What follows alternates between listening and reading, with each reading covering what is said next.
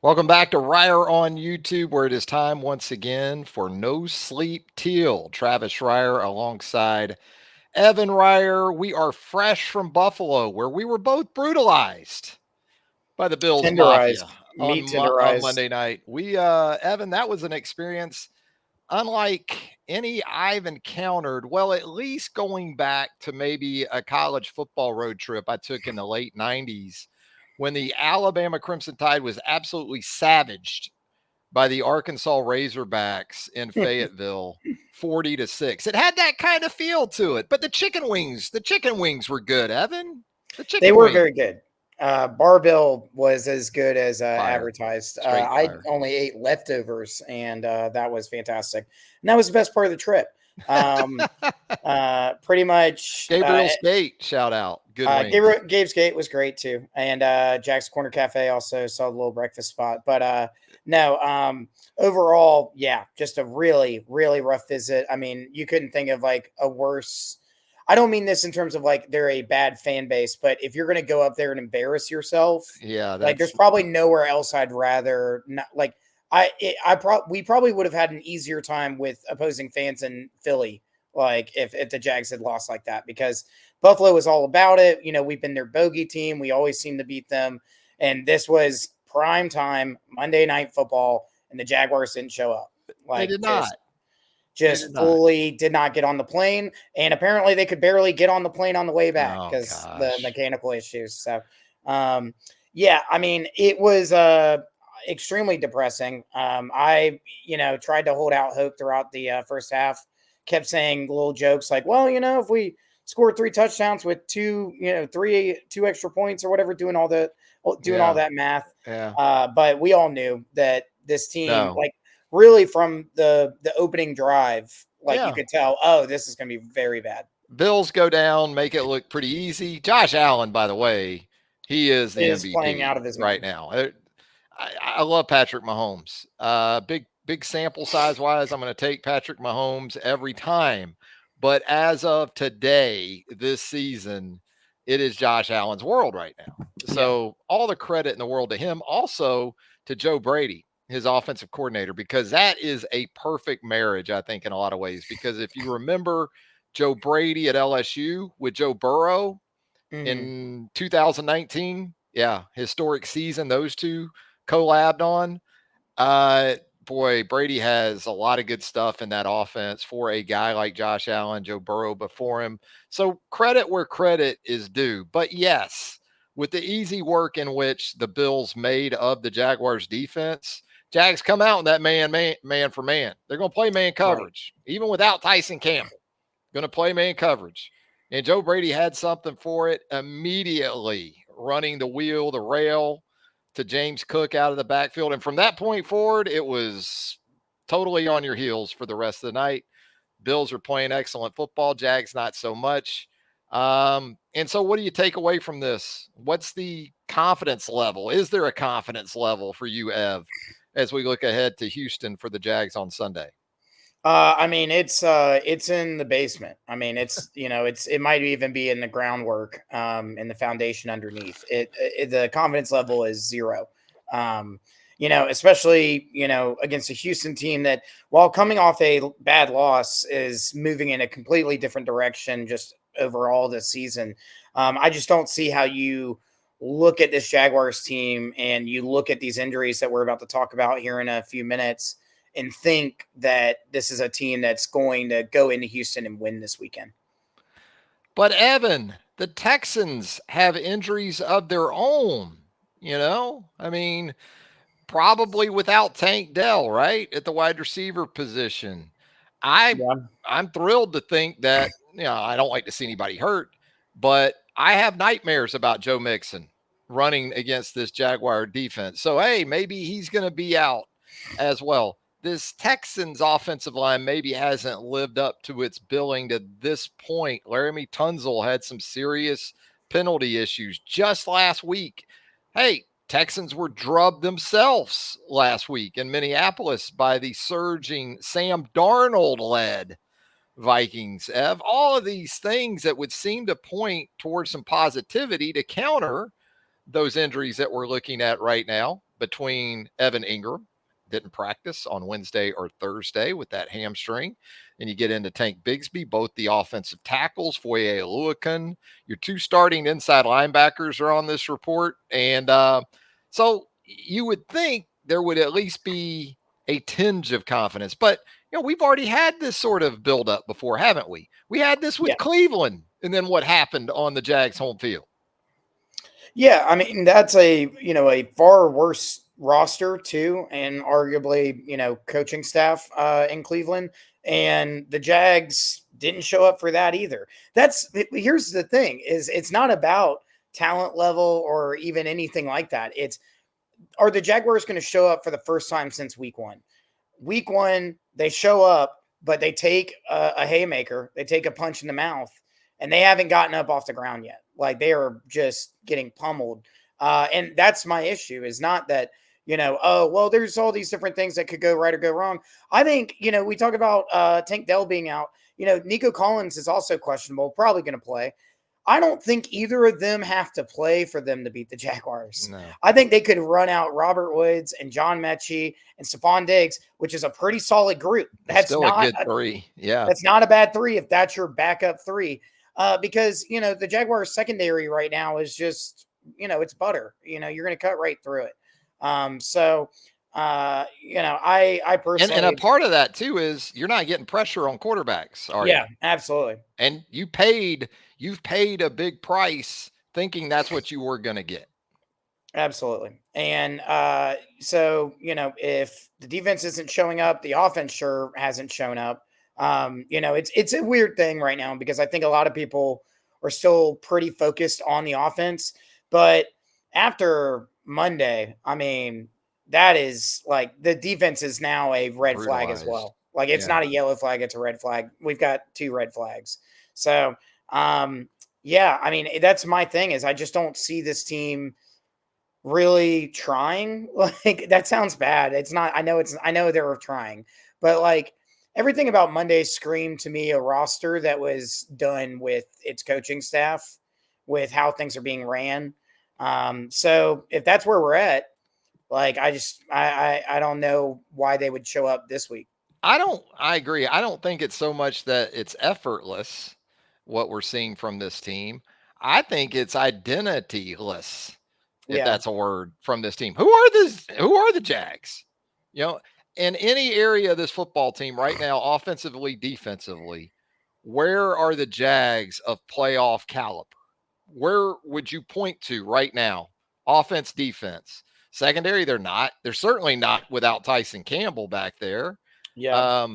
Linebacker level, uh, close, I think, with a healthy Foyer and Devin Lloyd.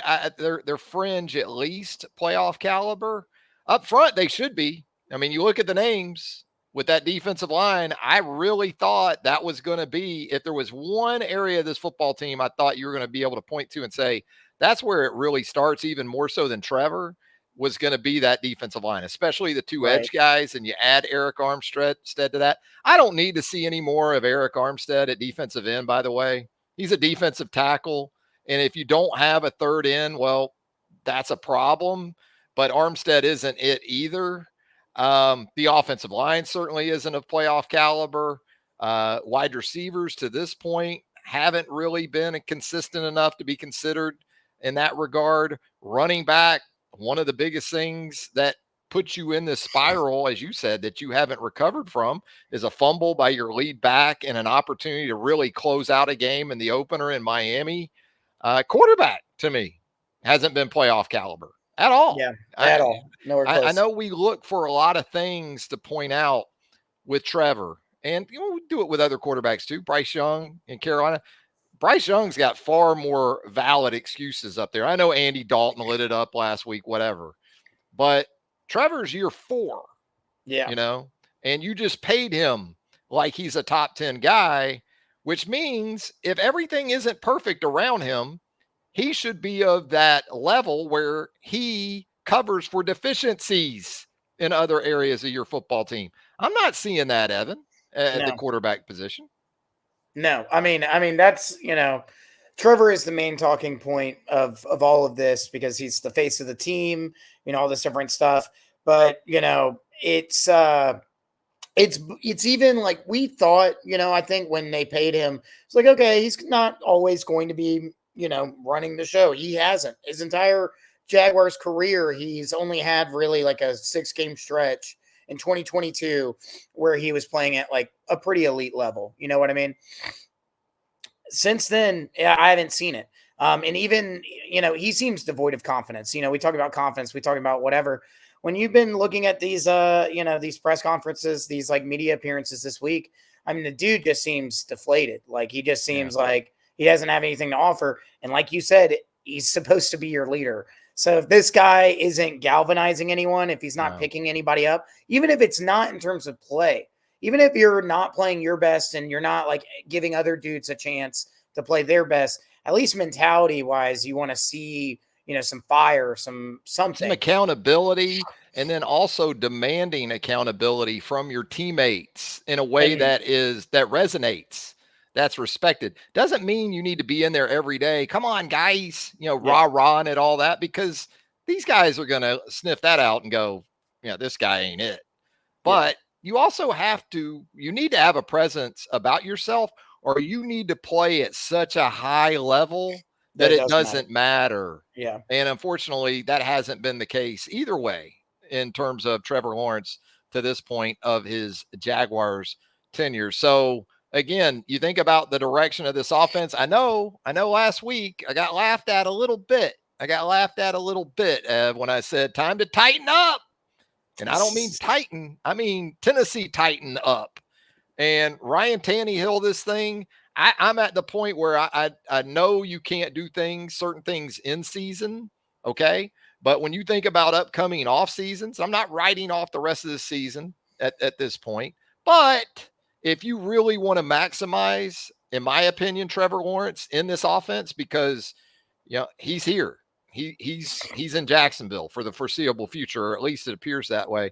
You're going to have to build around him in a way that will help him have success, because he's not going to be a helper in other areas where maybe you're not quite as good as you'd like to be.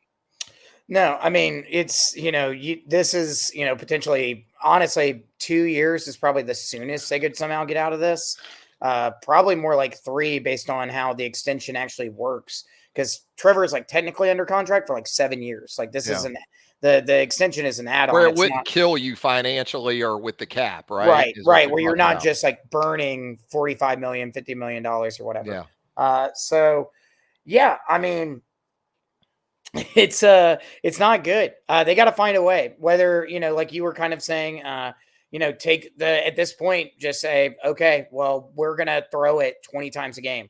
Even if we're unless we're down by 2 scores in the second half, we are not going to throw the ball. More Bigsby, more pounding the rock, making life easier for a mid to subpar offensive line.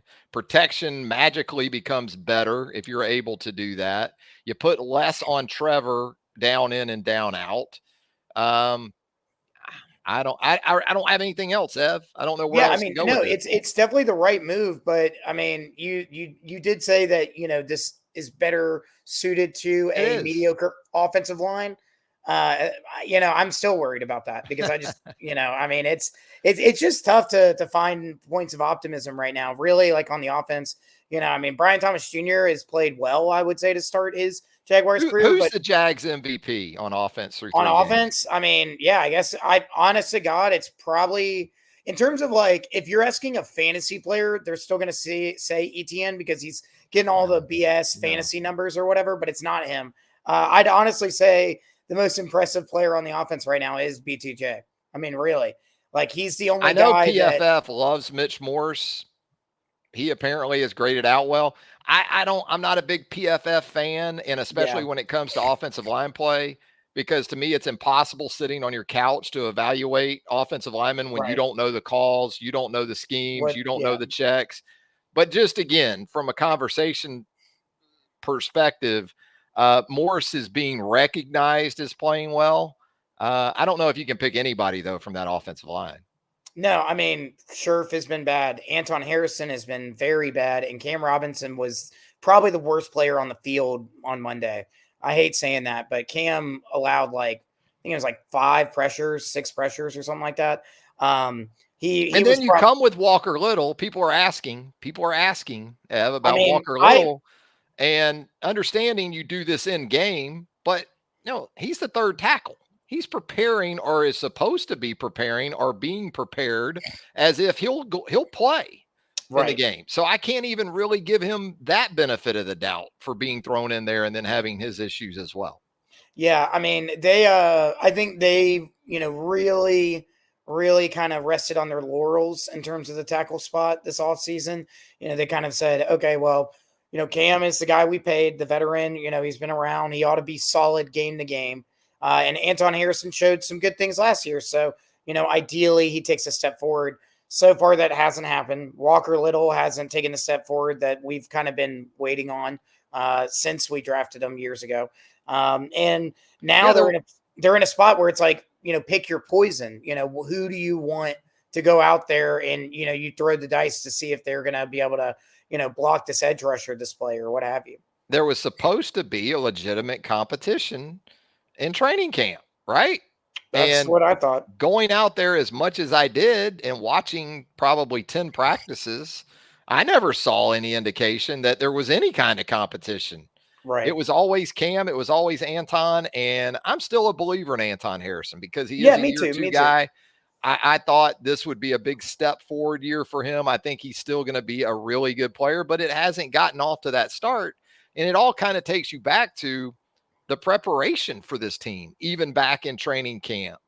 There were guys that had some bumps and bruises and some minor issues, and they were sort of eased through camp, Right. eased through preseason games. And now I'm kind of thinking back and wondering, some of these guys, maybe you got to push them through stuff and get them on the field and sort of Yeah. callous them in a way that when adversity hits, they don't go fetal. They don't fold up like we've seen this team through 3 games.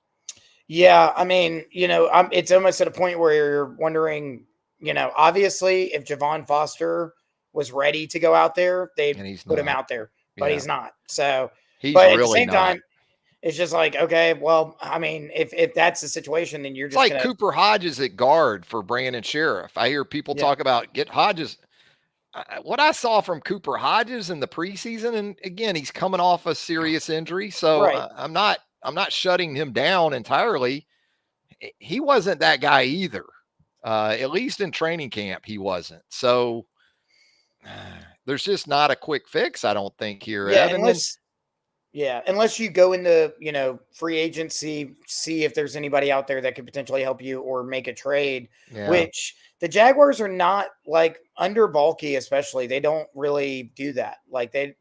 you go sign guys in free agency to deal with injury and whatever because you have to, but it's not like the Jags are making a lot of midseason trades and years past or anything. So Give me also, I the would love to see that because that would just tell me that Balky thinks he's going to lose his job if he doesn't, you know. well, I guess the other side of that is once the season starts, if there's guys on the street, if they were that good, they wouldn't be on the street. You Yeah, know. Now, exactly. just in terms of just bringing in guys that route, but defensively, who's the MVP of this team through 3 games? I mean, I don't know. I think it was kind of Aloakun, but even Yeah, he wasn't exactly, been at hurt. his like absolute best or whatever.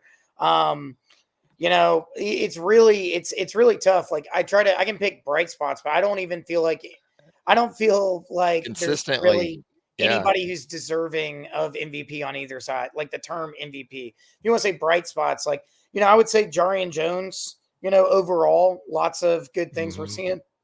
Definitely has a knack for it. Definitely not afraid to get out there and make plays. But it's tough to Andre see. Like, Cisco, maybe. I don't. yeah, Cisco's played well, but I mean, he's in a He's given spot up where some too. Yeah. he's in a spot where even if you're playing well, like there's only so much you can do from where he's Yeah. at. So, Safety. uh, and uh, and he's also having to cover a lot of. I'm not sure what's up, but Antonio Johnson has had a very Yeah. tough start to the year. Hmm. Um, it's difficult. And This is, maybe again, all it takes is one game to kind of right the ship to at least feel a bit different. If they go into Houston, and they win, then, we'll calm down, or I'll calm Right. down. You're calm, but I'm not. Uh, but until that happens, I mean, it's just going to get worse and worse. And honestly, I don't know. Something I didn't want to hear this week when Doug went up there on the podium. I think he's right, but he went up there and he was like, no, like I'm not giving like a pep talk to the team or whatever. Like at some point you have to go play. Like we've talked enough. Like you got to go play and you got to go coach. To me, that comes off as like, yeah, man, it is what it is. Like that, it didn't come off as like, oh, you have to, we just have to be tough and just power through it and just play football or whatever. It just kind of tells me to me, it comes off as, you know, yeah, I mean, I told them they should play better. Like, Well, I and they're mean, just not. it is professional football. Yeah, So it's kind of expected that you're going to bring it. It is your job. It is your right, livelihood. That being said, we know that when the best coaches out there have needed to go that route in terms of motivating their players, they've had that in the tank or a right. willingness to at least try in that regard. And that's from a fan perspective, absolutely, I get it. That's something you don't want to hear. But I think there's also the belief that you've got talented guys on this roster, like you said earlier, but I'm not sure your most talented guys are actually dudes. In other Yeah, words, when the stuff gets thick, they're they're ready. able to kind of pick up their teammates, and not just in the way that they play, but their presence and the things they say, how they say them, when they say them, a lot of times is more important than what they say. Right. They have that about them. I just don't see it with this Jaguars team right now So, in that regard. what's your score prediction for the For game on Sunday? Houston, Yeah, I still go back to I was dead wrong about this with Buffalo. I still think this is going to be a competitive game. yeah, I Um, think so too. I think it's a touchdown to a field goal, something like that. Maybe it gets to 10. Yeah, I obviously am going to pick Houston, but I'll say this: Houston hasn't been the world beater. The Texans the, haven't been the world beater that a right, lot of people forecasted. Now, look, you'll take their record right now if you're a Jaguar fan every day of the week, but they are coming off a pantsing at the hands of the Minnesota Vikings. I don't think it's unimaginable to think the Jags can go out there and win, but I'm very much in that camp. You're gonna have to show me. I'm gonna yeah. have to see it before I believe it moving forward. What about you? 31-17 Texans. Texans. Yeah. Yeah, I mean, I just like that's a huge, defeat, in NFL standards, two Yeah. scores. But right now, I mean, I think I would bet on the Texans scoring at least three touchdowns, if not four. Like, I Hmm. think that's like probably the most likely scenario. And the Jaguars haven't scored multiple touchdowns, since week one. So it's yeah. I mean, What about this narrative that this, even with the Texans included, this is a 4-game stretch coming up starting this week where the Jaguars can kind of right the ship a little bit. right. Maybe not so much in Houston this week, but Indianapolis on the horizon in Jacksonville. Then you go to London with the Bears and the Pats. Even if you start 0-4, looking at those next 3 games, thinking, hey, could come back from Britain 3-4 with a chance maybe to find themselves a little bit and go on a run. Are you buying any of that rhetoric at this point? Um, I think they definitely get their first win of the season in that 3-game stretch following Houston. I'm not sure to who. It could absolutely be Indy. I mean, the track record, historically speaking, versus Indy is fantastic in Jacksonville. Um, but if it's not them, I mean, really, Chicago screams, a team that you can definitely beat. That defense is very good, but the Yeah, offense you is, may not be able to score much on the Bears at yeah, this I mean, the point. defense is very good, but if you can run the ball, you can beat the Bears. And if the Jaguars can, maybe get something going what we're talking about of trying to run the ball more, they can kind of get going in that regard. I think they would do well. And then New England is very beatable too. They're all beatable teams. And even if you start 0-4, you could, bounce back with 3 straight wins. Like that's very much on the table. Now, is bouncing back with 3 straight wins great? Yeah, that's awesome. We'd love to see that. But do I think, that's going to make me feel better about this team? Big Even, picture. Yeah. yeah, I mean, not really. In fact, Yeah. like, I don't know. Like, I think there needs to be an exclamation point, if there isn't already, on this message when Shad Khan sees it. You know what I mean? Like he Right. needs, like there shouldn't be. I don't. It would be very lame for the Jaguars to scrape out like an 8-9 season, and they don't fire anybody or they don't make Like any. a fantasy league stats. You know what I Yeah, mean? Like yeah, you start a game down 21 nothing, then your quarterback throws for 406 yards and 4 yeah, TDs, exactly. but Garbage time. you still lost by 28, when it came down to it, when the game was when the season was really on the line. You didn't When play when well, history tells us that if you do this in the first 3 or 4 games, you are not going to make the NFL playoffs. right? And then you end up not making the NFL playoffs because of that kind of start. Sure. The problem with thinking that, well, Colts, Bears, Patriots, oh, winnable games. You know what the Colts, Bears, and Patriots are thinking right now when they look at the Jags? Same thing. We can beat those Yeah, guys. So to me, it's like, no, this isn't that Jaguar team. It's the Jaguar team we thought we were going to get just a month ago. But at this point, this has not been that Jaguar team. So that food chain where, the animals or whatever kind of look at each other as, hey, I'll eat you. No, they're looking at you as, no, I'll eat you right now with these type of games coming up. yeah. I mean, it's a get right game for everyone, and Yeah. and the worst part about that is that it can't be a get right game for everyone. So, I mean, if they lose to Houston and then come back and lose at home to Indy, I mean, it's gonna be. I mean, you're 0-5. Like it's No, a it's complete and yeah. utter disaster. So there's pressure in every. I mean, it's already, like it's all relative, but or it feels like a disaster. That would be truly catastrophic right before the London trip, especially. Yeah. Which, speaking of which, with the Colts game, uh, if you're at home, you don't get to go to a lot of Jags games. $25 get in price. Right So now for yeah, For right, Colts. probably gonna drop. Yeah. Probably gonna drop. So What could uh, become known as the Anthony Richardson game. yeah, the Anthony Richardson debut game, Yeah. the come out game. Yeah. Um, and then also look down the road, December 29th. $16 get-in price for Jags Titans in Jacksonville. There might Tighten be up there the might be rivalry. 30 people at that game. If the You season know, goes the way it's going right now, yeah. Tennessee's not coming down. And no one's going to want to go. It's going to be right after No. Christmas, right before New Year's. Yep. There might be, like I said, 500 people at that game.